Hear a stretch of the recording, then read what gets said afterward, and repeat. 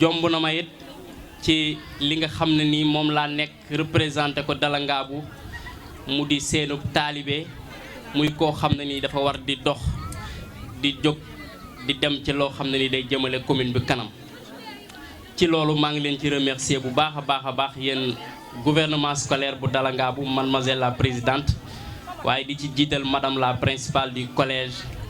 di ku baax a baax koo xam ne ànd nañ liggéey di jaajëfal nag sama mbokk yi sama dëkkandoo yi ak ñi nga xam ne ñoom laa bokkal liggéey di tàmbalee ci le maire Mamadou Demba Diouf dinaa ñëwaat ci moom waaye di ci teg le CODEC de Dala Ngaabu muy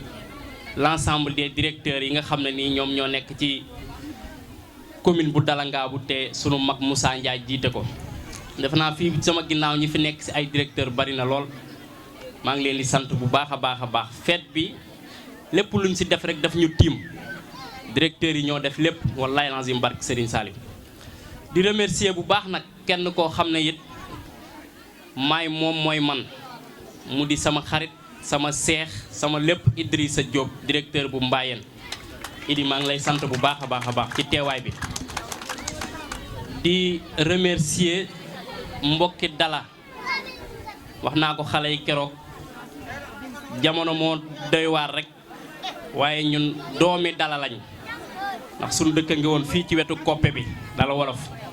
kon maa ngi sant bu baax waa Dala ak waa commune bi yëpp di beral cant nag waa Dagga Diouf awma seen fay Omar Aïda Penda Ndiaye Moustapha Gueye ak ñi nga xam ne ñu ngi ñëw ñoom Ablaye Cissé bàyyuma waa dëkk ba kenn di beral mention spéciale nag sama soxna sama aawo ajaratu Fatou Ndiaye mu sell mi mu ngi ne waa kii mooy Rodrigo tey Bellingham ñëwul waa Bellingham ñëwul maa ngi koy sant bu baax di ko ñaanal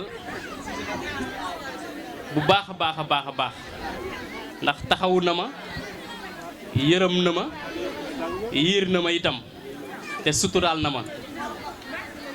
maa ngi koy ñaanal yàlla na fekk njabootu doomam njariñu njabootam autant pour moi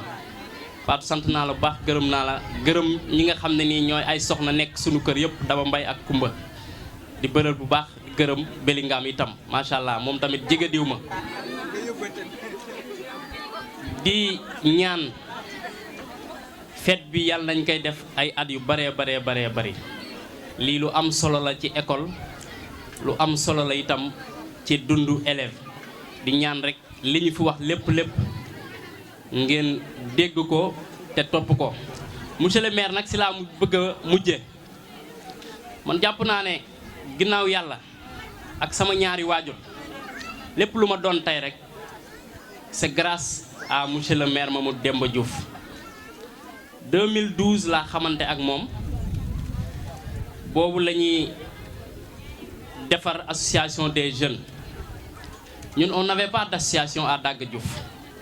et pour être éligible pour ñu mën a dugg ci biir association bi il fallait une association mandatée ñu moo ñu lijjanti ba dugal ñu ci ay association ñu nekk membre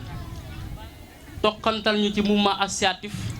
teg ñu ci wetam di ñu déglu di ñu laaj xalaat ba tey li ñu doon tey mu ñu doon ko ginnaaw yàlla moom la monsieur le maire maa ngi lay sant bu baax a baax di la gërëm di la ñaanal jàpp naa ne lii ñu ma dénk su doon Karim kese sans monsieur le maire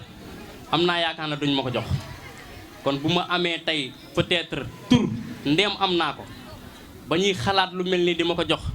ginnaaw yàlla c'est grâce à monsieur le maire Mamadou Demba Diouf maa ngi koy sant bu baax di ko ñaanal suñu borom yàggal ko